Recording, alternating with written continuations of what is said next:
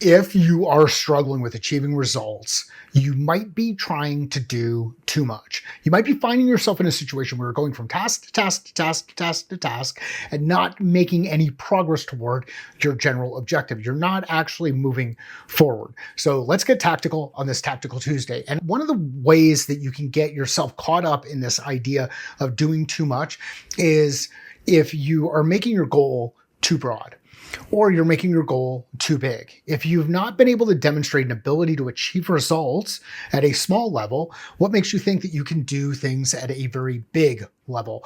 I'll give you a picture to kind of think about. Let's say I want to fly a jet airplane that actually has passengers in it. I want to fly a jet airplane that has passengers in it. Do you think I just start learning how to fly a jet airplane that has passengers? Probably not. I've got to earn the right to get to the jet airplane with passengers. And before I do a jet airplane with passengers, I probably do a turboprop, maybe with passengers. And then before that, I do maybe a single engine with a passenger or with a flight instructor.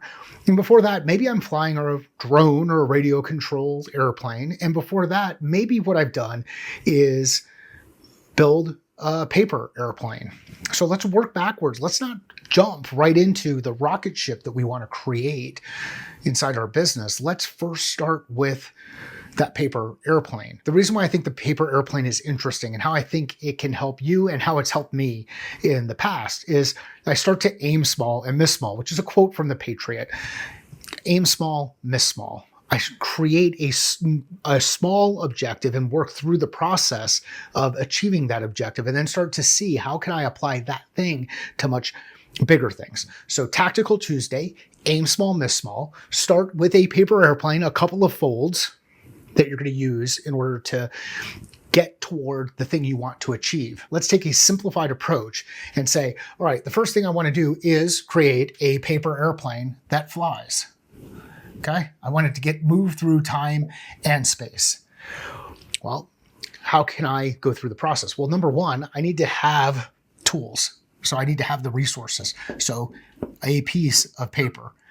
I need to have a piece of paper. I need to understand, get some ideas or some examples of how do you build a paper airplane. So I need to learn. I might need to go through and do some research.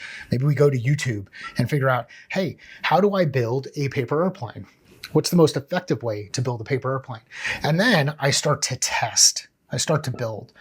I start to create some examples and figure out, can I create a paper airplane with 3 folds? Do I need 4 folds? Do I need 5 folds? Do I need 10 folds? Which one gets me closer to my specific goal? And once I've demonstrated an ability to build the paper airplane and achieve that result, then I've earned the right to move to a point where I start doing things that are a bit more complex, that have more parts. I need to simplify. I need to reduce. I need to shrink those things up. Identify next logical steps and start taking them. Tomorrow on Whiteboard Wednesday, we'll go into a bit more detail and actually build out a game plan for a specific goal or objective. If you've got a goal or objective you'd like to see a game plan built out for, add it in the comments and maybe I'll use yours tomorrow. Thanks.